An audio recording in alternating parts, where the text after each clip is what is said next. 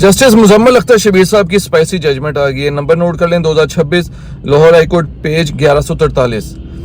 नीचे जो है सिविल कोर्ट में दावा दायर होता है, स्टे ग्रांट होता है, उसकी वायलेशन में कंस्ट्रक्शन की जाती है प्रॉपर्टी पे, उसके अगेंस्ट जो है वो डिसओबीडियंस की पिटिशन फाइल की जाती है कि कंटेम्प्ट प्रोसीडिंग जो है वो स्टार्ट की जाए, इन्होंने स्टे ऑर्डर की वायलेशन की है। ऑर्डर जो है वो उसमें वो पिटिशन खारिज कर दी जाती है। जो एडिशनल डिस्ट्रिक्ट जज साहब हैं वो भी खारिज कर देते हैं। इन दोनों ऑर्डर्स के अगेंस्ट सिविल रिवीजन दायर की जाती है हाई कोर्ट में। तो हाई कोर्ट में मैटर आता है कि जी ये जो है स्टे ऑर्डर की वायलेशन आया कि हुई है कि नहीं हुई। स्टे ऑर्डर क्या था कि स्टे ऑर्डर ये था कि जी कोर्सिव मेजर्स जो हैं इलीगली कोर्सिव मेजर्स ना लिए जाएं प्लेंटिफ के अगेंस्ट।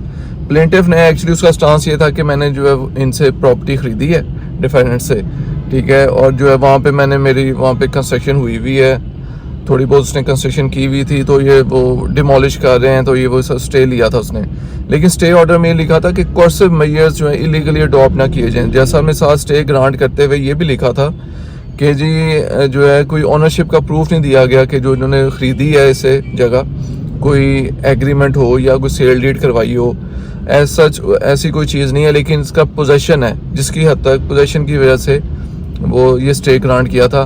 लेकिन कंस्ट्रक्शन की हद तक कोई स्टे ग्रांट नहीं हुआ था, कोई स्पेसिफिक वर्ड्स नहीं थे। ये लिखा हुआ था कि कोर्सिव मेजर्स इलीगली अडॉप्ट ना किए जाएं प्लेंटिफ के अगेंस्ट।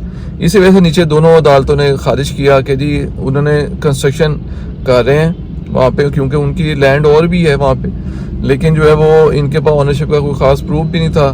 तो लेकिन जो है वो स्टे ऑर्डर की वर्डिंग है एक्चुअल जो है जिसमें देखने की वायलेशन हुई है, कंटेम्प्ट ऑफ कोर्ट हुई है कि नहीं, उसमें था कोर्सिव मेजर्स इलीगली अडॉप्ट ना किए जाएं प्लेंटिफ के अगेंस्ट। और जो है वहाँ पे कंस्ट्रक्शन करें अगर वो आया कि वो कोर्सिव मेजर्स में आते हैं कि नहीं आते। तो इस चीज़ पे जो है हाई कोर्ट ने जो है वो फैसला किया है कि निचली दोनों कोर्ट्स का फैसला बिल्कुल ठीक है, क्योंकि कंस्ट्रक्शन करने से नहीं रोका गया डिफेंडर्स को। इसी वजह से अगर वो कंस्ट्रक्शन कर रहे हैं, क्योंकि डिसओबीडियंस पिटीशन में ये मेंशन था, वाहिद उनका था कि जी ये कंस्ट्रक्शन कर रहे हैं, तो कंस्ट्रक्शन जो है वो स्टे ऑर्डर की वायलेशन नहीं बनती, लिहाजा जो है कंटेम्प्ट प्रोसीडिंग इनिशिएट नहीं हो सकती।